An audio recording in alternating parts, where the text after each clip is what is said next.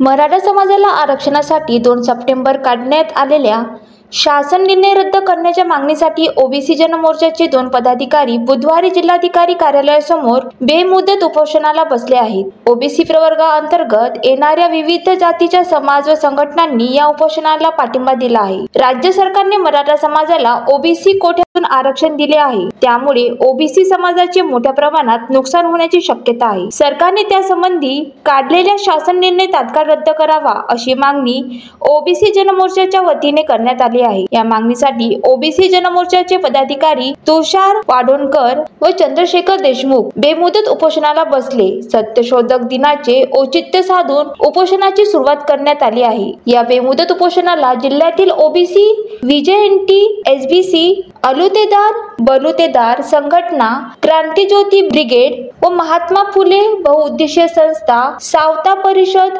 बलुतेदार महासंघ, भोई समाज एकता परिषद, माडी महासंघ, सत्यशोधक समाज संस्था, ओबीसी समन्वय समिती व महात्मा फुले समता परिषद अगदी ओबीसी संघटनांनी उपोषणाला पाठिंबा दर्शवला आहे।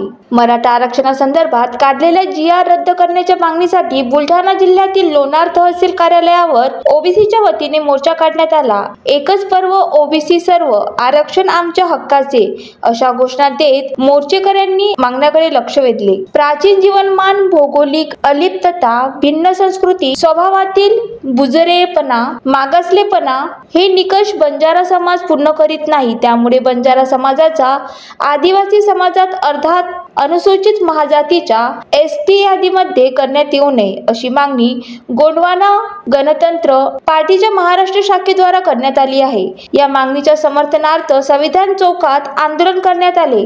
बंजारा समाज हा सध्या NTA प्रवर्गात आहे, मात्र हैदराबाद गॅझेटनुसार बंजारा समाजाचा समावेश अनुसूचित जमाती NT प्रवर्गात जाण्याची शक्यता आहे। बंजारा समाजाला NT मधून आरक्षण मिळावे ही त्यांची आधीपासूनची मागणी आहे। Vidarbha city news, Amravati.